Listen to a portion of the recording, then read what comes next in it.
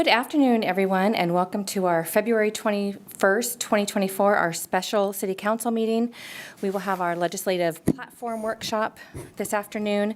I am filling in for our mayor, who's en route right now.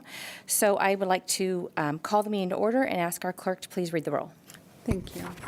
We'll start our roll call with Vice Mayor Bernasconi. Here. Councilmember Elverd. Here. Councilmember Mendoza. Here. Councilmember Rakucci. Here. And Mayor Haldeshot, as was mentioned, is en route. Thank you.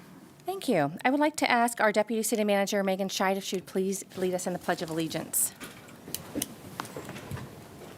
pledge allegiance to the flag of the United States of America and to the republic for which it stands, one nation, under God, indivisible, with liberty and justice for all. Thank you. I'd like to ask our clerk if she would please announce the meeting procedures. Good evening, everyone. Our agendas are available at the end of the staff table or online on the city's website. All comments from the public should be directed to the City Council and not to any staff member or the audience. All speakers must speak from the podium as this meeting is being recorded tonight. For comments on non-agenda items, the speakers will have 3 minutes to make their comments and express their concerns to the City Council. There will be a collective time of 25 minutes for any speaker and the group of speakers who would like to speak during this session. Any speaker that did not have the opportunity to speak will have that opportunity at the end of the meeting. And for tonight's meeting, because it is a workshop and a presentation, all comments will be held after the presentation has concluded. Thank you for that. Okay, and I will turn it over to staff to kick us off. Great. Thank you very much, Vice Mayor Bernasconi and members of the City Council. I'm Megan Scheid, the city's Deputy City Manager and Public Affairs and Communications Director. We're here today to take a look at our legislative platform for 2024. The legislative advocacy guides our advocacy strategy and powers it. Our community, our partnerships that we have power our advocacy strategy. We work with our community and also with partners such as Sacramento Area Council of Governments, Chambers of Commerce, and our Roseville Coalition of Neighborhood Associations. Our legislative platform is also issue-specific. We work with our trade associations such as the Northern California Power Agency, California Municipal Utilities Association, Regional Water Authority, our IT group, and our Cal Chiefs, law enforcement. The engagement that we have with this platform activates the strategy that we use to accelerate our advocacy platform. We have monthly meetings with our legislative representatives, and we conduct advocacy trips to visit our lawmakers and regulators at the state and national capitals. We work with lobbyists, we provide testimony, we work with regulators, write advocacy letters, and also do tours of facilities in our region to provide more insight, and in our city to provide more insight to the lawmakers and regulators who deal with policies covering that. Today, we're here for our legislative platform workshop. It's a critical step in developing the city's legislative platform, and that's the foundation for our strategy. A well-articulated platform allows us to actively influence policy and regulation at the state and federal level that's consistent with the city's priorities. The platform informs the types of issues and discussions that take place before the Council's Law and Regulation Committee as well. And those meetings take place monthly and deal more in depth with certain aspects and highlights of the legislation that we're advocating on currently. The committee is a valuable aspect of that program and ensures that the City Council's direction as a whole on legislation is clearly defined. With the ever-changing political environment that we have at both the state and federal level, the city's development of legislative strategy and responsiveness in taking advocacy positions in a timely and effective manner is a crucial aspect of our government relations strategy to be successful. We've been able to support and oppose many bills that have significant impacts on our city departments and how they conduct operations. You'll be hearing more about that tonight. Due to the exceptional work and direction of the city's state and federal lobbyists, our efforts are often successful too. And I wanted to ask if there's any questions that council might have at this time about the strategy. No. We're going to go dive into the political environment that we're looking at the beginning of 2024 here. Being an election year, we know that always adds different elements to the environment that we're working in. And with that, I would like to invite our federal lobbyist, Mike Miller, with the Ferguson Group. He'll provide a federal overview. And also the city's state lobbyist, Jason Gonzalez, with Gonzalez and Sons, will provide the state overview. Both Mike and Jason, we've had the pleasure of working with for many years. We're trying to figure out how many, at least 22 years. And they have been tremendous assets to the success of our program. They've helped us identify potential funding sources for city projects and connected us with just the people that we need to talk to when our concerns are dire. They also provide exceptional input into our strategies for working within the complex and ever-changing political environment. Our government relations team interacts with Jason, Mike, and the city's other state and federal lobbyists, often on a daily basis. They're deeply valued members of our team and are critical to the effective implementation of the strategy that we're talking about today. So now I'd like to introduce Mike Miller with the Ferguson Group. Thank you very much. Appreciate it. Mr. Mayor, members of the council, Vice Mayor, my name is Mike Miller. I'm a partner with the Ferguson Group, and as we mentioned just a few moments ago, it's been our pleasure to represent the city of Roseville for over 22 years. We started up in 2001, and in fact, in that year, we had some success with bike and pedestrian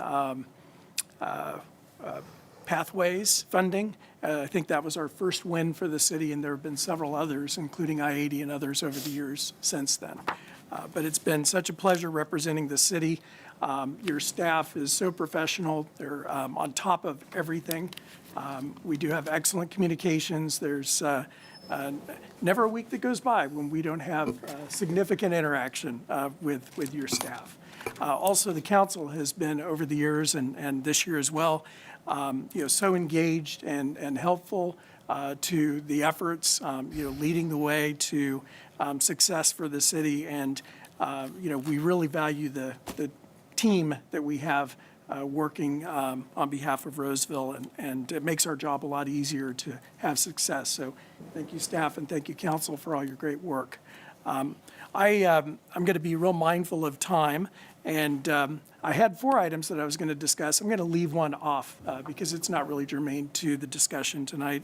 I'm going to talk about where we stand with FY24 appropriations, and specifically our earmark, where we might be going with FY25 appropriations, and then also wanted to give you just an example of some non-funding related work that we've recently been engaged in on behalf of the city.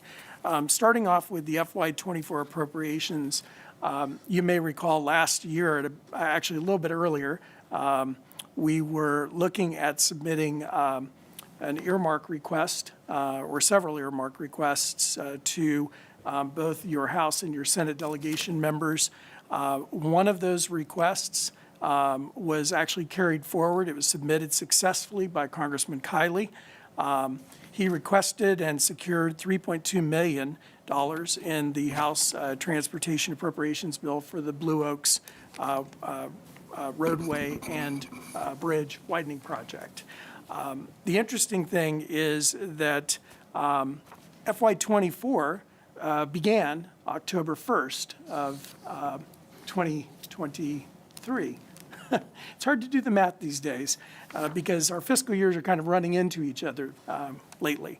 And Congress has yet to pass any of the 12 annual appropriations bills that fund all of the federal agencies, including the Department of Transportation. And that's the bill that is home to our earmark for the Blue Oaks project. The interesting thing is that Congress faces a March 1st deadline to take roughly one of 3 courses of action. They can pass some or all of the budget bills, including the transportation bill, which has our earmark in it. They can pass another short-term continuing resolution, or CR, which would allow more time to consider and hopefully pass the 12 bills that fund the federal government. The third option, which is not good for us in terms of the earmark, would be if Congress were to pass a full-year continuing resolution. In that case, it is highly likely that all earmarks, not just Roseville's, but every earmark at every earmarked bill will not be funded. Mike, can you go over that again? So if they pass a full-year continuing resolution that then spans into the next fiscal year, anything that predated that is off the table, and we would have to resubmit? Correct. It's basically, there really is just over half of the fiscal year remaining. So we're well into the second quarter of the federal fiscal year, which began on October 1st. The bills, if they are passed, will provide funding for all the agencies moving forward, but and those are at levels that are included in each one of the annual appropriations bills. If they pass a continuing resolution, what that means is steady state funding, and steady state funding has no room for the earmarks that are included in the bills. So, in terms of Blue Oaks, we're hoping that they do not pass a year-long continuing resolution.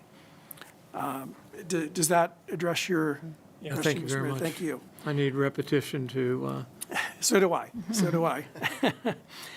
One good thing about the transportation bills that we've heard from the House Appropriations Committee staff, as well as from several other staffers, that the transportation bill is ready to go. It's fully negotiated. And if Congress were to come back, from the recess and were to take up the bills in earnest, transportation is likely to be one of the first that would be hopefully conferenced successfully, and then sent to President Biden for his consideration and hopefully his signature. He's not indicated, I don't believe, that he opposes at least the transportation appropriations bill. But there are some, a lot of details in those bills, which in the negotiated version of the bill that have not seen daylight yet. So there's always a risk that the president might have an issue with one or more provisions, but I think that that's unlikely. and Mike, when are they back from recess? Is this the President's Day recess? Yes, so or is next this a week. longer? Okay, thank you. I'll be flying back on Monday. So that is the one, sort of good thing is that if they do move forward, our bill is in prime position to move forward as one of the first. So which leads us to FY25 appropriations. With FY24 incomplete, it's difficult for Congress and for us, frankly, to move forward with our plans for FY25. Now, the city has evaluated, your projects, and we know where we want to go, we think, depending on what the outcome is with FY24. But, for example, if the earmark were to go away, we need to consider whether we want to resubmit, that project, or, depending on the timing, maybe one or more additional projects. We'll need to take a look at that, I think, as Congress hopefully finishes the FY24 process. One sort of interesting event is that Senator Butler has announced a timeline for appropriation submittals. That is somewhat unique. There are not that many members of Congress yet who have set formal deadlines for appropriations requests to be submitted. Hers is very tight. It's February 26 open and March 4 close. So we might not know where we are with our appropriations when that March 4 date comes around. And that puts us in an interesting position to figure out what we're going to request of Senator Butler. We'll see how that plays out. The third item that I wanted to talk with you about tonight was, this is sort of an example of some of the non-funding work that your staff and I've been involved in this year. The Cybersecurity and Infrastructure Security Agency is tasked with helping the federal government or ensuring the federal government's cybersecurity and infrastructure security as well. As the name says, they were gracious enough to, and I mean that seriously, it was actually a great meeting.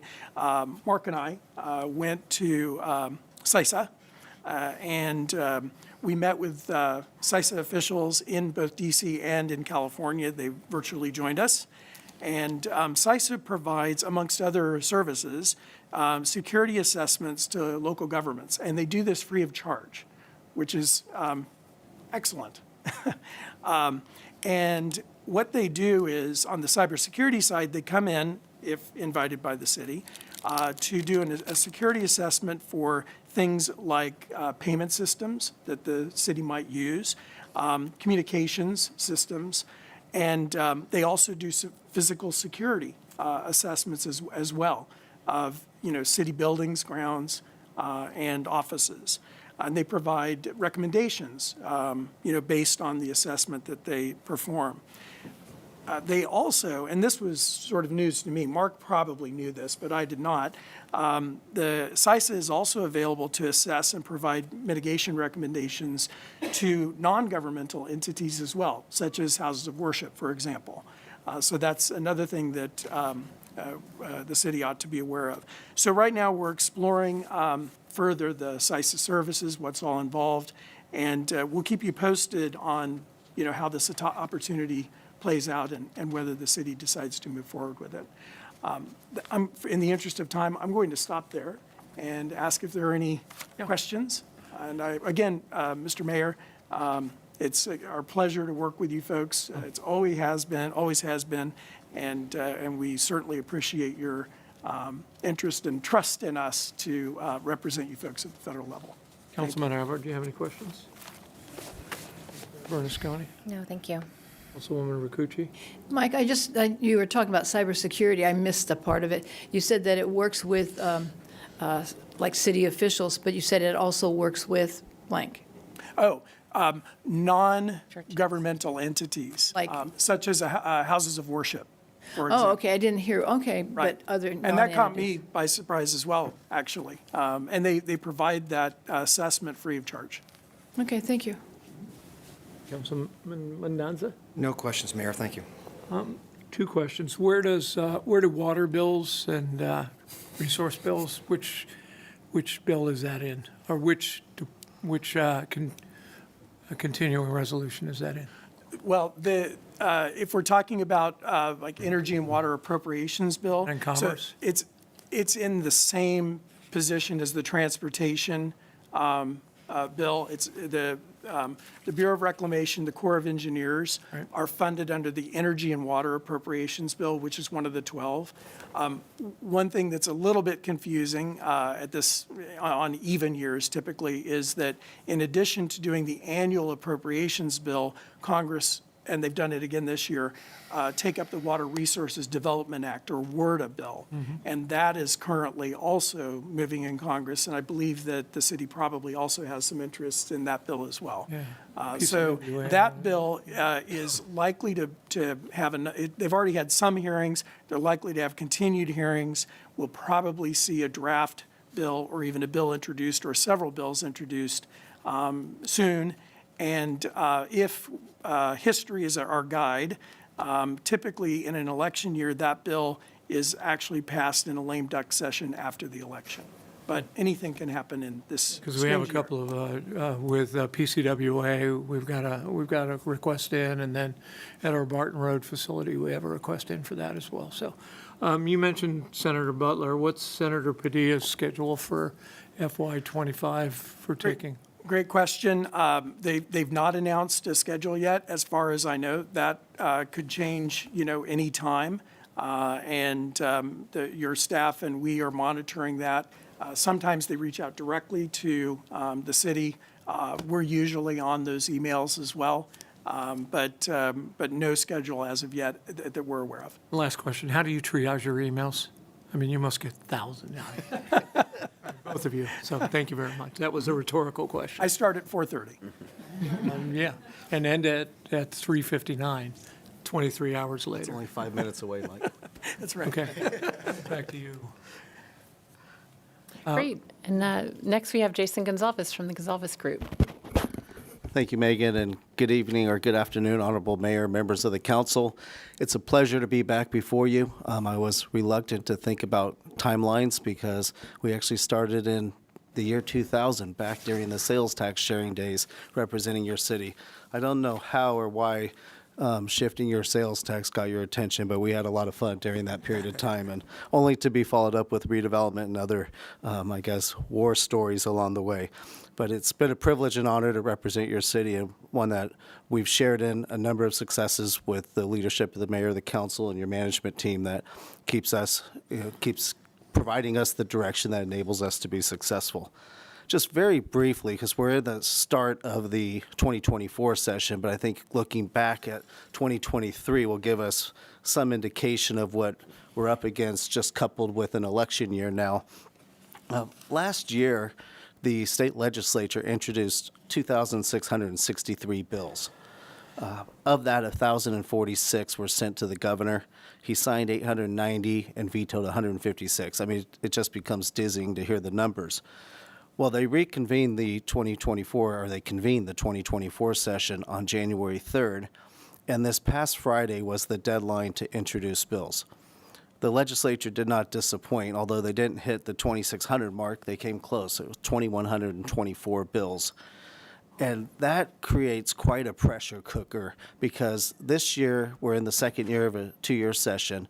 It's sine die August 31st. All bills that don't make it out are dead.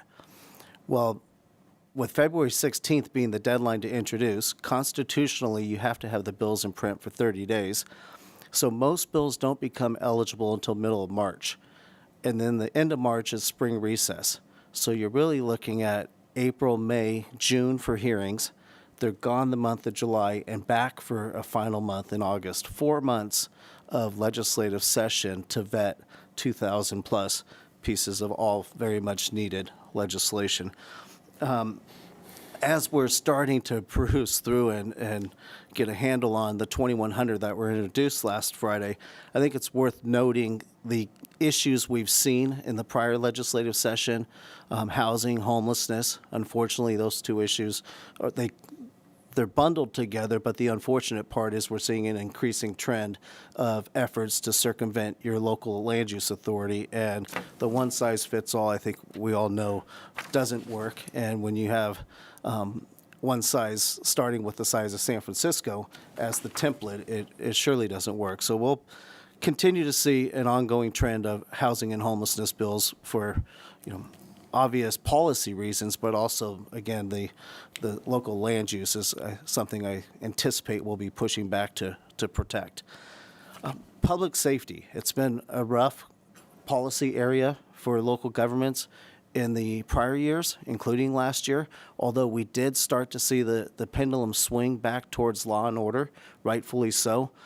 Just before the July recess, the Assembly Public Safety Committee had killed a bill to make an enhanced felony for human trafficking. The governor called for that bill to be passed out of the committee after it had failed passage. And the new speaker, Robert Rivas, who had just taken over, they did an impromptu hearing before heading off on summer recess to do a 180 and pass Senator Shannon Grove's legislation on human trafficking. The smash and grab issues, the conditions in Oakland and throughout many communities throughout the state are starting to get a heightened level of attention from the governor on down. We have new chairs of the Public Safety Committee, and I think for Rob's purposes, we may see some restoration of law and order within our communities, and also looking for partnerships within the local agencies, the local PDs. The other issue that we're seeing a number of spot bills on, and as much as things change, they, I guess, remain the same. I mentioned 2000 sales tax being a driving issue. We've seen a number of bills, many of which are from Senator Glazer out of the Orinda area and chair of the Rev and Tax Committee in the Senate, looking to address the situs versus use tax, online retail dynamic. Call me a little jaded. I'm not sure we welcome this conversation amongst the midst of a $73 billion budget deficit.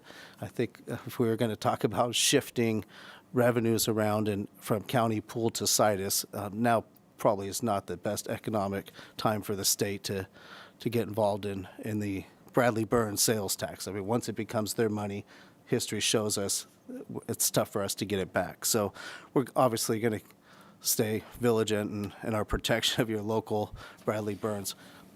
Theoretically, Proposition 1A does constitutionally protect the situs. I say theoretically because Prop 22 was supposed to protect redevelopment. So we'll stay on top of that and keep you apprised. The overarching issue, which I touched on, Governor Newsom released his January budget on January 10th, his 2024-25 budget on January 10th. The legislative analyst had about a $58 billion budget deficit projection. The governor's, surprisingly, was $38 billion. Quite a divide there.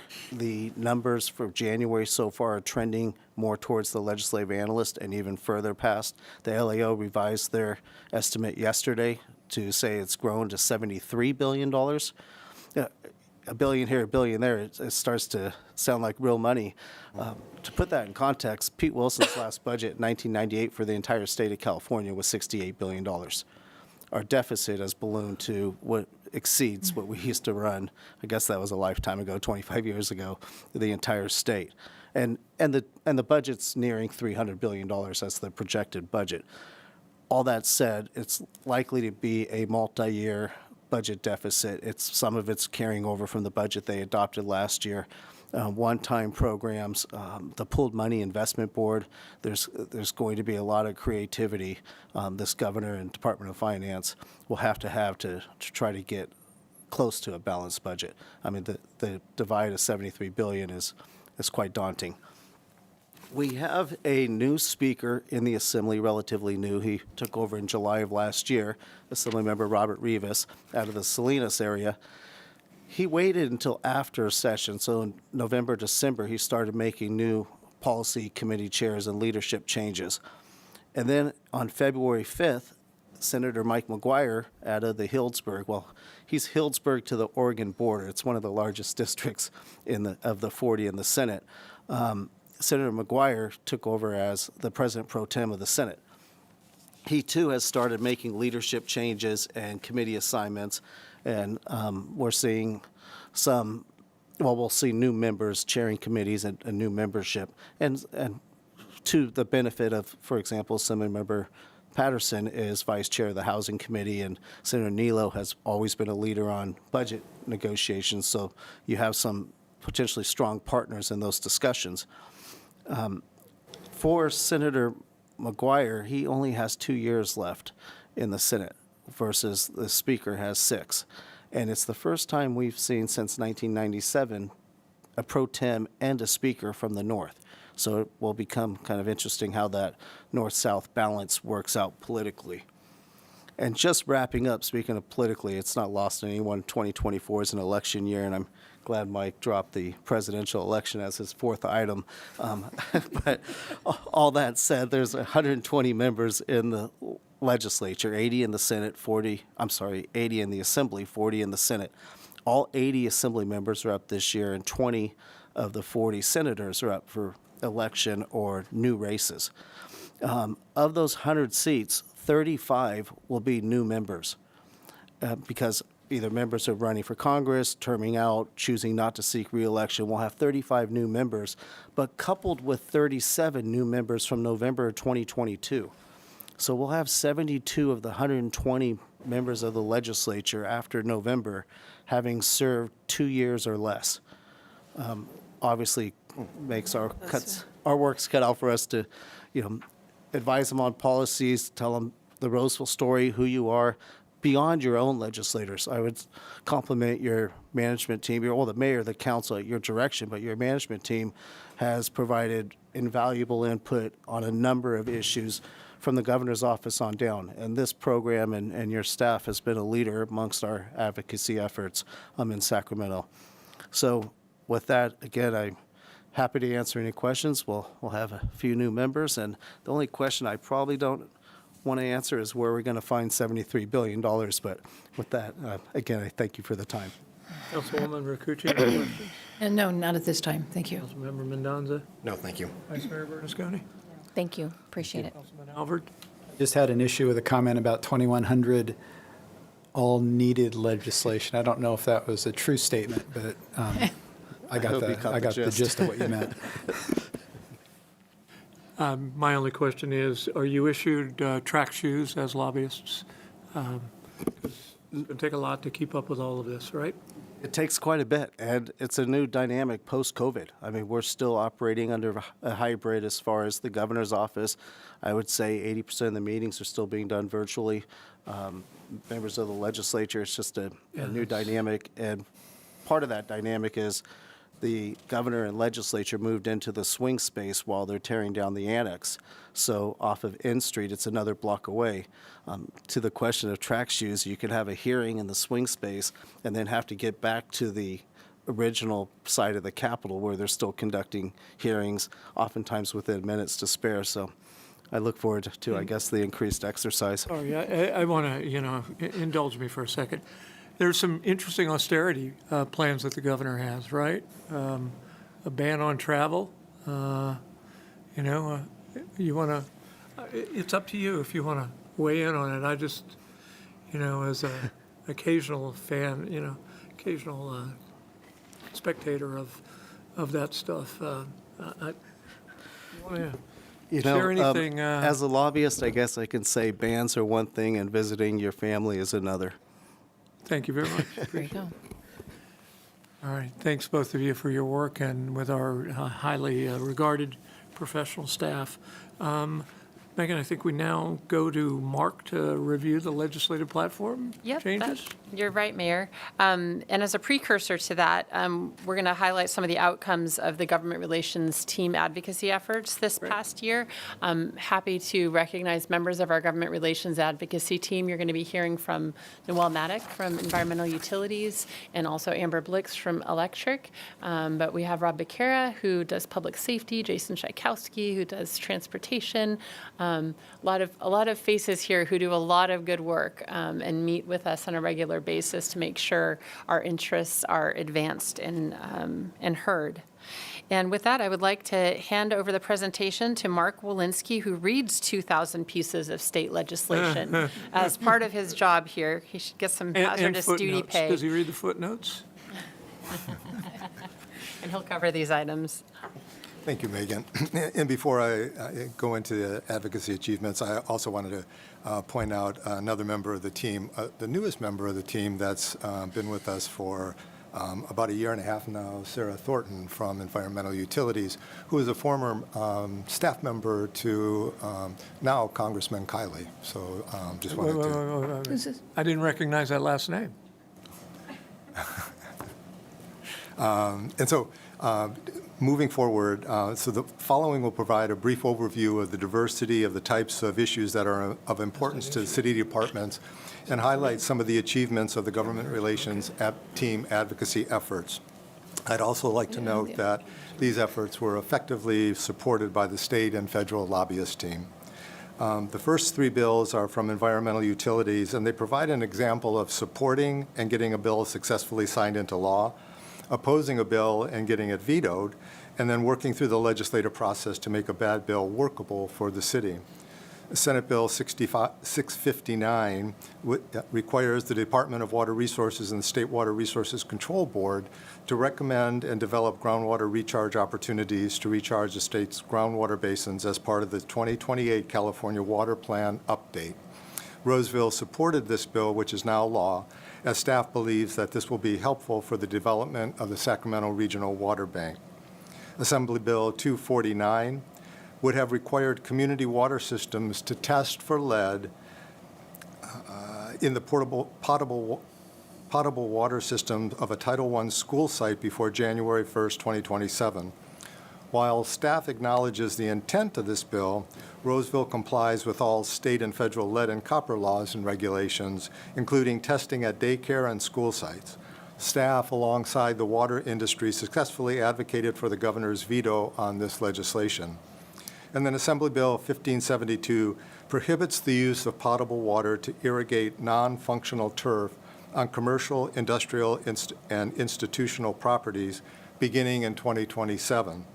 Staff advocated through our statewide and regional associations for key amendments that ensure the protection of our vital tree canopies and acknowledges the various public uses of turf throughout Roseville. It was through these advocacy efforts, that Roseville was able to move from an oppose unless amended position to a neutral position. The following two bills are electric, and they're a bill that was supported and opposed. Assembly Bill 1594 was introduced collaboratively by the department's trade associations, including California Municipal Utilities Association and the Northern California Power Association. Roseville supported the bill throughout the legislative process and is pleased to see it become law. The law makes accessing existing accommodations in the California Air Resources Board Advanced Clean Fleet Rule more appropriate, specifically with respect to the exemption process.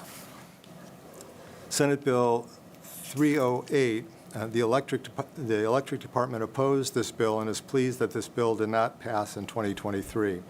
The bill directed the California Air Resources Board to create a regulation to require emitting entities to purchase negative emissions credits equal to a portion of their annual greenhouse gas emissions. This proposal was concerning to the electric utilities as it would create a greenhouse gas emission. The proposal was concerning to the electric utilities as it would create a new compliance program for greenhouse gas emissions in addition to the existing cap and trade program. And then the final three bills are Senate Bill 43. The city supported this new law that expands the definition of gravely disabled to include conditions resulting from substance use disorders. It also increases the service requirements of county mental health departments. The city supported this bill for the changes that would occur to conservatorship law and the implications this would have for those in the community faced with mental health issues. Assembly Bill 33, the city supported this new law that relates to the California Uniform Controlled Substance Act and addresses the misuse of fentanyl. It prohibits the possession and sale of specified controlled substances, including fentanyl. And the new law establishes the Fentanyl Misuse and Overdose Prevention Task Force, which is responsible for collecting and organizing data on fentanyl misuse and increasing public awareness of the issue. And then the final bill is 1637. The city opposed this legislation that was passed and signed into law. This new law requires a local agency that maintains an internet government website for use by the public to ensure that the internet website utilizes a .gov top-level domain or a .ca.gov second-level domain. And while the efforts weren't successful, it highlights the close collaboration with the city's state lobbyists, staff, and other organizations like the League and Municipal Information Systems Association.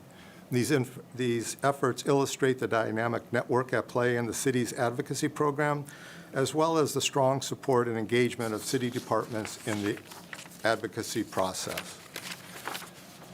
With respect to proposed modifications and critical concerns, the first change I'd like to highlight is the funding for the Pleasant Grove Stormwater Retention Basin project on page 6. This project has regional implications related to flooding. During storms, water would be diverted from the Pleasant Grove Creek and University Creek and their tributaries into north and south flood basins.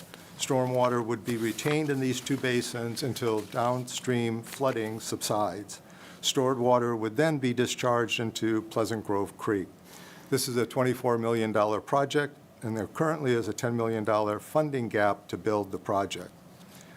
For Public Works Platform, item number 5 on page 10, this was added to support the relocation of a portion of existing transportation funding sources to State of Good Repair Maintenance Program. Gas tax revenues that are supposed to be used in part for roadway maintenance have been diverted to support other transportation programs that meet state objectives. The loss of these funds have significant impacts, and it is imperative that some of the gas tax revenues be reallocated to their original purpose. The city will support legislation that would augment funding for roadway maintenance programs. And item number 14 would be to support legislation and other efforts that define equity based on local data and not state or national data. The city often cannot compete for state and federal funding due to formulas that require projects to address specific disadvantaged populations. The city supports addressing issues related to a community's disadvantaged population, but believes it should be specific to the community, not defined by state or national criteria.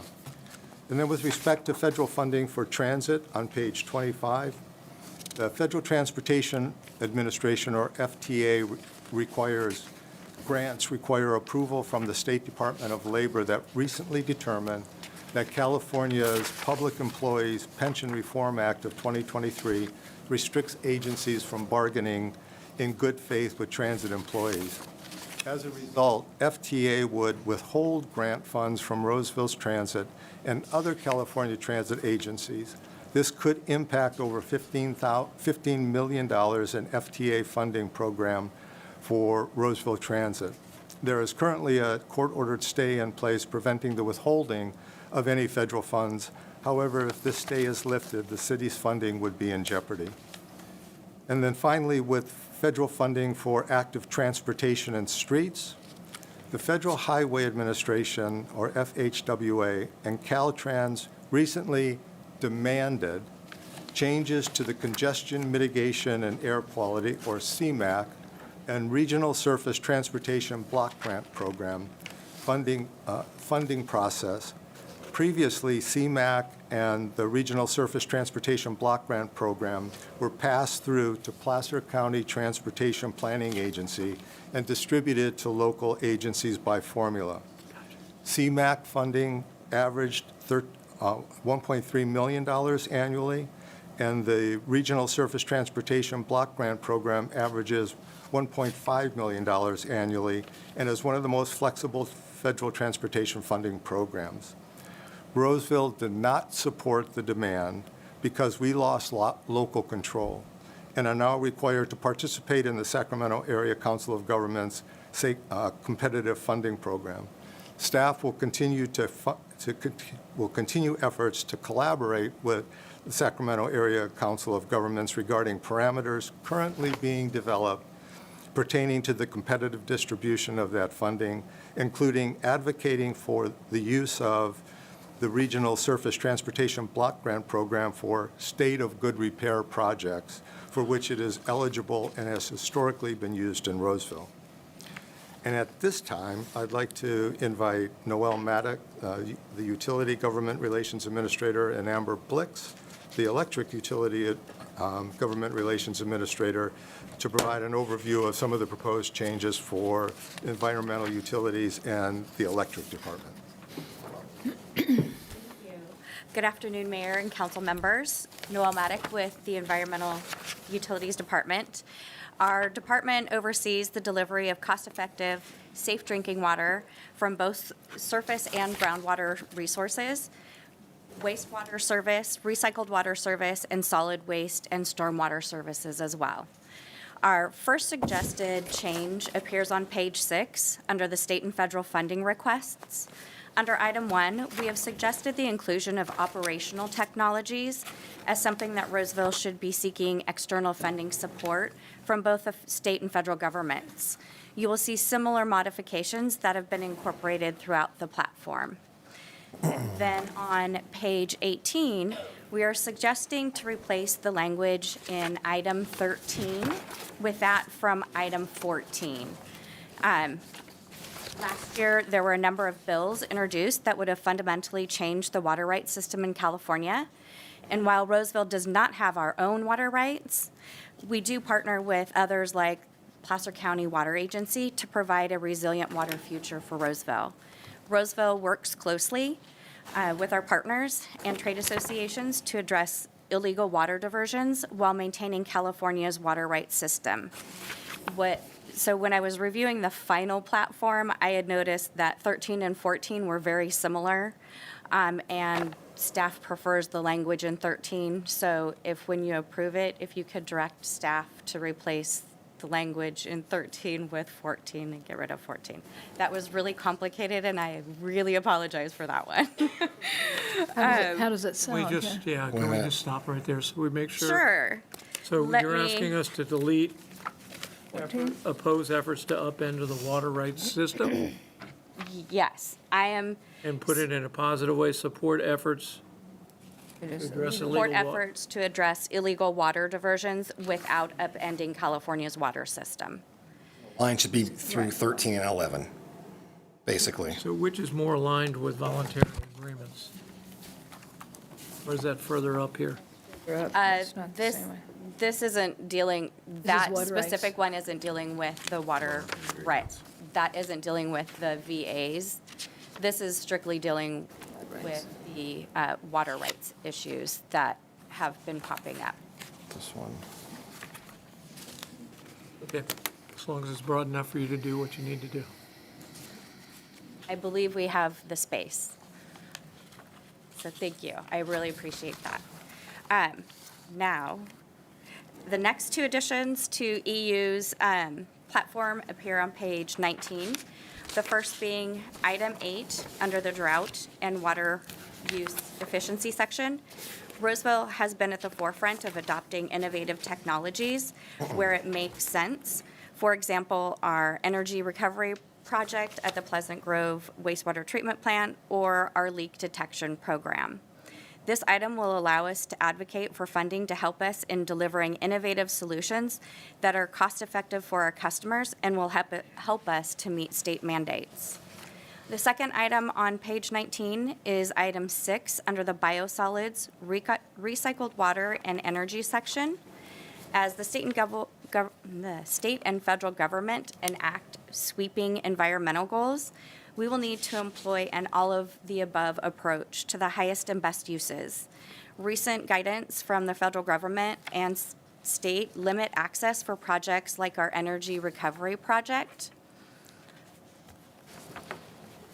The next proposed change is on page 20, and that's item 6. Last year, the California Air Resources Board adopted the Advanced Clean Fleet Rule. So we're modifying this approach to address ongoing concerns with that new rule as we look for opportunities to support converting the city's waste into beneficial uses. The final suggested modification by you is appearing on page 22 under critical concerns, cybersecurity. This also ties back to our very first suggested modification to seek funding for operational technology by also supporting state and federal legislation that proposes to help fund upgrades to meet new mandates and requirements. That concludes EU's updates to the 2024. I could take any questions you may have, or I can turn it over to Amber. Could I just get a clarification? You Yes. said the city does not have water rights. We have a contract with a bureau, Yes. and so you're distinguishing between a water right and a license to take water off of the Middle Fork of the American River at Folsom. Yes. Okay. Just want to make sure. All right. Thank you. Thank you. At this time, I would like to turn it over to Amber Blix to cover the updates for Roseville Electric. Good afternoon, Mayor Haudashell and council members. I'm Amber Blixt with the Electric Department. I wanted to go over our changes to the legislative platform. The first item is on page 17. We added language to expand upon the importance of collaboration and advocacy as part of our utility platform. and to emphasize the electric department's pursuit of leadership roles locally, regionally, and nationally to inform, educate, and advocate for the interest of our community. Under the critical concern section for the upcoming legislative session, we updated our section on electric vehicles to incorporate language on the California Air Resources Board, or CARB's, recently passed Advanced Clean Fleets, or ACF, rule. For several years, we've had a focus on electric vehicles in our legislative platform in terms of ensuring the appropriate electric system infrastructure and capacity needs are available to accommodate the existing electric vehicle targets. This year, we added this language on the ACF, which requires new purchasing requirements for zero-emission, medium, and heavy-duty vehicles beginning in 2024. We also included language to ensure that there is a focus on cost and feasibility in terms of changing out our fleets, as this may be a continued area of focus in the 2024 legislative year. Under funding and grant opportunities on page 23, we indicated additional areas of interest for grant funding, including funding to facilitate infrastructure upgrades if such funding becomes available. Importantly, under grid reliability-related programs, we added the California Energy Commission's Distributed Electricity Backup Assets Program to the list as a priority for engagement in 2024. And I wanted to spend just a minute on this item, going over a little bit of background on it because it's a really important one for the city and for the department.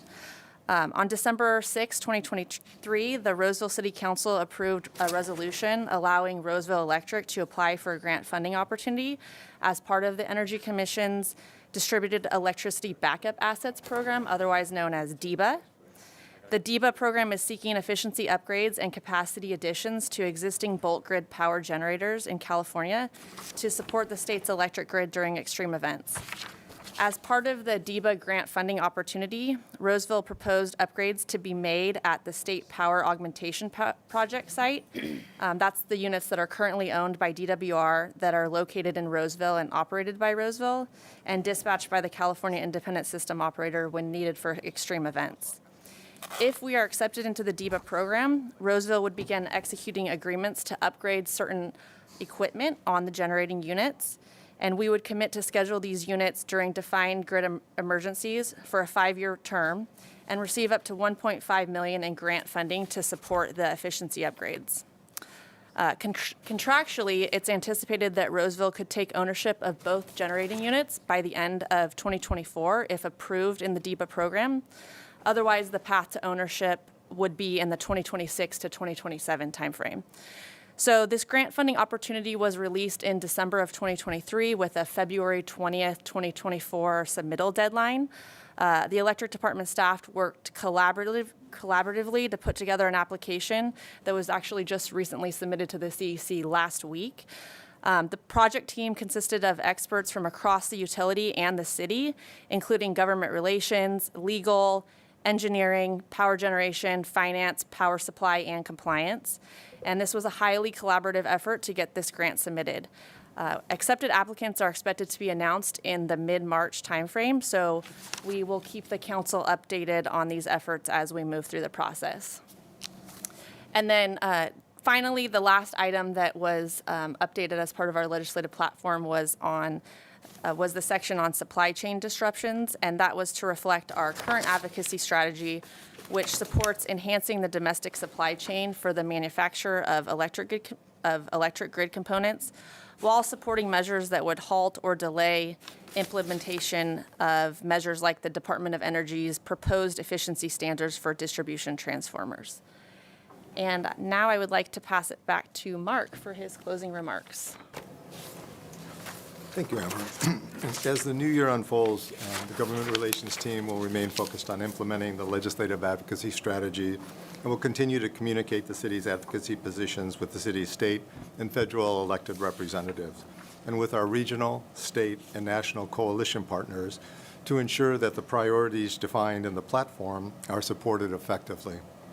Council's input provided tonight, will be incorporated into the final legislative platform, which staff will bring to council for the consideration and approval at an upcoming council meeting. We'd like to thank our state and federal lobbyists for their insight and participation, the department heads and staff for your outstanding support, our state representatives and their staff, and our community partners for their continued input and support of the city's legislative advocacy efforts. And finally, I'd like to thank the government relations team, who are exceptional at what they do and a tremendous group of people to work with. This concludes our presentation, and we're ready to take your input and answer any questions you may have. Thank you. Councilman Alvord, any questions, input? I do, I have questions. On page 22, on the cybersecurity, we talk about implementing new cybersecurity requirements will impose significant operations and maintenance costs, which is a big deal. But then it talks about supporting legislation that would provide funding assistance for upgrades. Does that include operations and maintenance costs for upgrades, or is it just upgrades alone? I wasn't clear on how we were wording that. It would be for the entirety of that. Okay, Yes. great. And then on page 24, halting the implementation of proposed efficiency standards, which will further exacerbate ongoing supply chain challenges.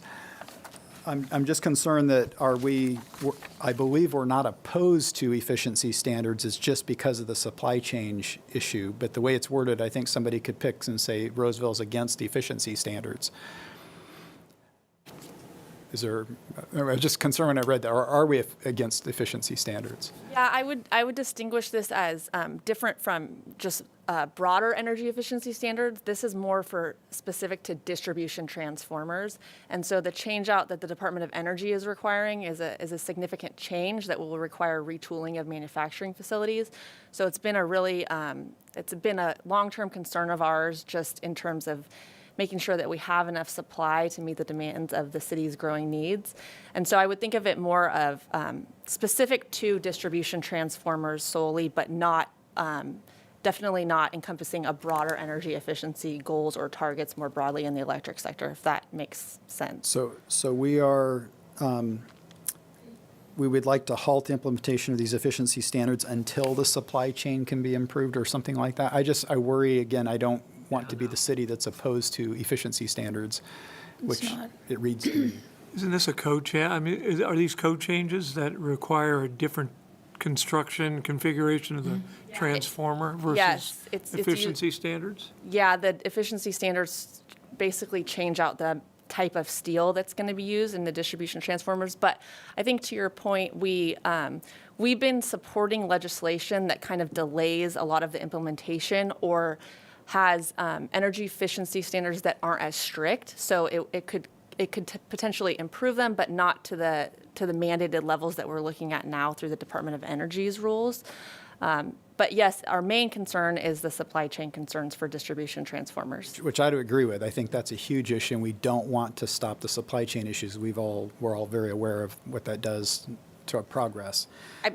I think maybe we could say delay instead of halt. Would that be something that could be helpful? Or maybe say because of its further or I get what Councilman Alvord's saying. So if you read the plain language, people, it's a term of art, efficiency standards versus conservation, right? We're familiar with water conservation. So somehow if we can distinguish, Maybe steel efficiency standards? you figure it out and bring it back, we'd like right? to halt the efficiency have some standards thoughts. until the You supply just- chain issues are dealt with or Something we something can like bring that. back, right? I think you need to just make it clear that it's for distribution transformers, because right now, I see what his issue is. The city is also supporting measures that would halt the implementation of proposed efficiency standards for the Department of Energy.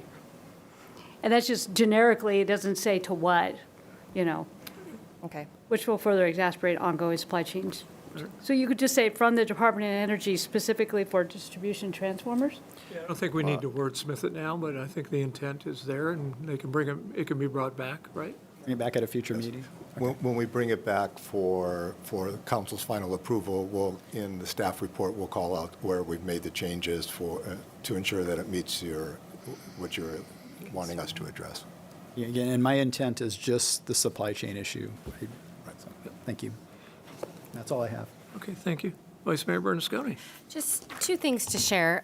We have a very robust advocacy team, and your jobs are really important for our residents and our businesses. And so while you are all kind of behind the scenes working, I just want for you to know how, even if the public doesn't know all the work that goes into it, your job is really important for the livelihood of our city. And secondly, is that I don't think it should be lost on us what Mr. Gonzalez was saying about the Roseville story, and more than half of our state legislators are new. And as much as the Roseville story is so ingrained in us, we can't take it for granted that others know it.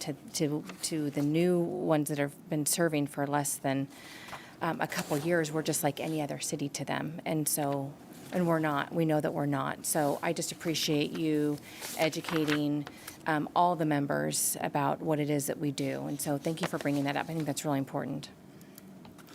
Good job. Well stated. Councilwoman Riccucci. Well, going on that line, I think what we have done and what we can continue and even do more so is having trips to our city from area people that don't know what an aquifer recharge and recovery system is, or what is it. It's not just a well, and how it helps not only our community but our region. I think seeing is believing. And we have our new exploration center there at MIDU, at Martha Riley Library in that section. And I think those things and what environmental utility is doing, I think that's absolutely fantastic. How many places can bring in a sewage goes in and it uses all the materials, and it lights the whole center. It puts fuel in their gas in their tanks, and what comes out is a small amount of materials that you can use for fertilizer for non-eating plants, for trees and flowers. That's, you only wish for things like that. And we actually can do it. It's small scale. It's not only, that's pretty big, but it's our environmental utility section. But it really shows that it's being done, and it can really be, that's really great.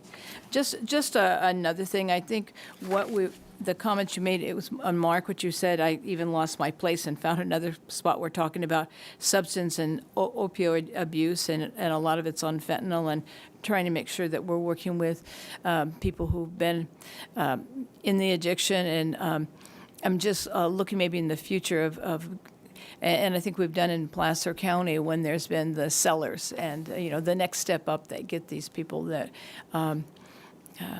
want to see how, we're looking to help the people on the bottom that got it, but how about the people on the top and the drug dealers and the cartels? And I know we're a city and we're not doing that, but I think it's important.